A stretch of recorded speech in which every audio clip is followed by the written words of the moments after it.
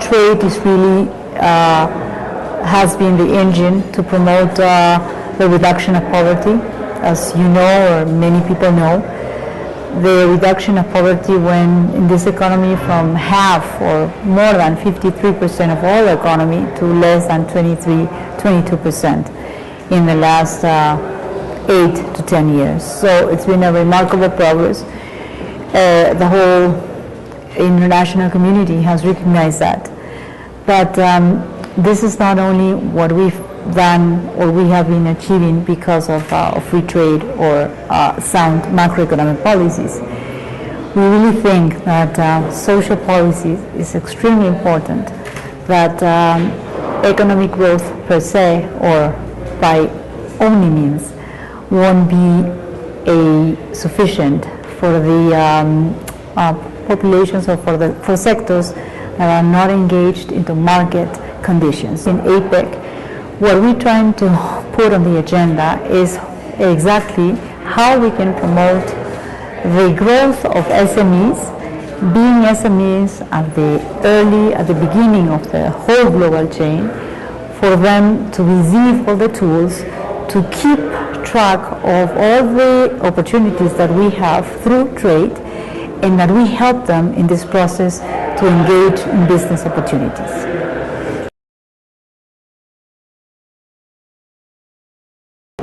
Last year, the non-traditional exports for Peru, the ones that are associated with value added in generation of jobs, was this first year, in 2015, that they encountered a decrease of 7%. I mean, all the region in Latin America experienced a slowdown in their exports. We have countries that really decreased their exports by 20%, by 17%, and Peru managed to keep that track, minus 7%. But while the whole economy was experiencing that result, we found a local community in Lima, is called Villa El Salvador. And it's a great example of very, very, very poor conditions that they really transformed a desert into an industrial park. And these are people, emerging people that come from the regions, people that come from the provinces, and most of them don't even have levels of sophisticated levels of education. And they all engage in metal mechanics or in wood industry or arts craft. And while the whole country experienced those results, they managed to grow 14% in their exports. So this is something that we are promoting, that even though the general conditions will show you that there's a sluggish or a slowdown in the whole trade, and you can find niches, you can find small opportunities where you are competitive and you can keep up growing in those markets, where you can offer a different product by innovation, by using technology, by creating those opportunities for those SMEs to engage in those markets that are really responding when you offer them a good product.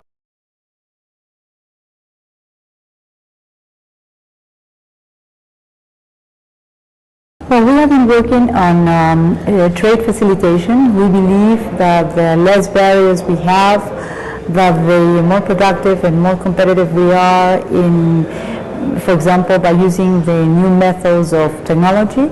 We have a case of the single window, for example. Peru has been advocating and has been growing in developing a new tool. We are part of the Pacific Alliance. We are part of TPP. And we are promoting the use of a single window in a Pacific Alliance, for example, starting in next month, in June. We would have eliminated paperwork by exporting certain merchandise. So in allowing us to interoperate among all those countries, we really lower the barriers and we make it for countries or for SMEs, for example, easier at lower cost to export. That example, we're trying to work in the Pacific Asia. We have been promoting and giving, we have been conducting a proposal in, among other countries. Korea, for example, has supported the idea of Peru working on that, and we are trying to, when we proposed that, we didn't receive any opinion against us. In other, most of the countries were in favor of that proposal.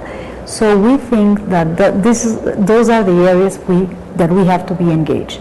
The other thing is the popular global value chains. We have been, for next year probably, when Vietnam launches host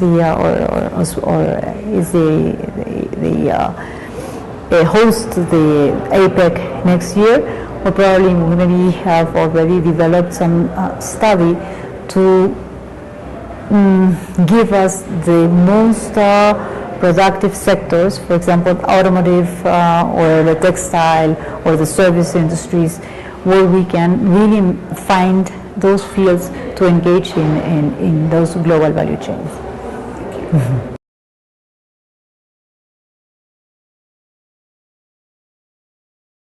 By increasing connectivity, by easing the ways to transport goods, you also have the other way, the benefit of increasing connectivity to bring more people to your country and take them out, buy products. So this is both ways that we are using the case of increasing the productivity.